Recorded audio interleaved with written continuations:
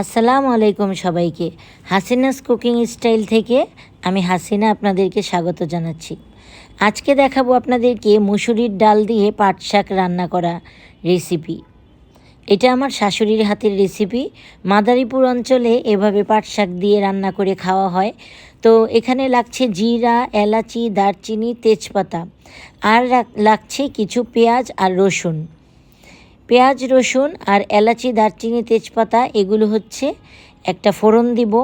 ফোড়ন দিয়ে এগুলোকে আমি ব্লেন্ডার জারে আমি এগুলিকে ব্লেন্ড করে নিব। তো দেখতে পাচ্ছেন এখানে আমি কিছু রসুন কুচি দিয়ে দিলাম। এটাকে ছাক বাটা বলে। আর নর্মাল ওয়েতে আপনি হলুদ আর একটু পেঁয়াজ কুচি দিয়ে আপনি ডাল রান্না করেন, যেভাবে বসান বাগার দেওয়ার আগে ডালটা যেভাবে বসানো হয় সেভাবে বসিয়ে তারপরে আপনি এই কাজটা করতে পারেন। ডালটা সিদ্ধ হবে আর আপনি এভাবে আপনার ছাকবাটা, এটাকে ছাকবাটা বলে, ছাকবাটাটা রেডি করতে পারেন। এখানে কয়েকটা এলাচি দানা নিয়েছি আর নিয়েছি দারচিনি, দিয়ে দিলাম পেঁয়াজ রসুনের সাথে, দিয়ে দিলাম, দিয়ে তেজপাতাও দিয়ে দিলাম, দিয়ে একসাথে ভেজে নেব। এটা যখন একটু গোল্ডেন ব্রাউন কালার হয়ে যাবে, মানে বেশি গোল্ডেন কালার হয়ে যাবে, তখন আমি এটাতে জিরা অ্যাড করব, আস্ত জিরা। জিরাটা অ্যাড করলে বেশিক্ষণ না রেখে সেটাকে নামিয়ে ফেলতে হবে, কারণ জিরাটা পুড়ে যাবে। তো আমি ভালো মতো এটাকে ভেজে নিচ্ছি, তারপরে জিরাটা দিয়ে নামিয়ে ফেলবো। নামিয়ে একটু পানি দিয়ে মিক্সিতে ব্লেন্ড করে নেব। দেখতে পাচ্ছেন আমার গোল্ডেন কালার হয়ে গেছে। এখন আমি জিরাটাকে দিয়ে দিলাম। জিরাটা দেওয়ার পরে বেশিক্ষণ রাখবো না, নামিয়ে ফেলবো। এই পাট শাক দিয়ে ডাল রান্নাটা অনেকেই পছন্দ করেন। তো আমি ভাবতে পারিনি যে আজকে আমি এটা রেসিপি করব। বছরের পর বছর এটা রান্না করে আসছি।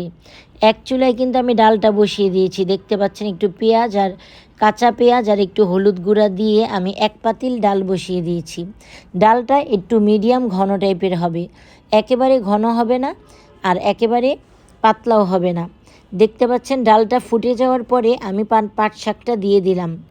এটাতে কাঁচামরিচ অ্যাড করব আর লবণ অ্যাড করব স্বাদ মতো। তো এই যে দেখতে পাচ্ছেন পাট শাকটা একেবারে নরম হয়ে আসছে ডালের মধ্যে। এখন আমি কিছু কাঁচামরিচ দিয়ে দিলাম। ইজি ওয়েতে যেভাবে আমি রান্না করি সেভাবেই রান্না করলাম।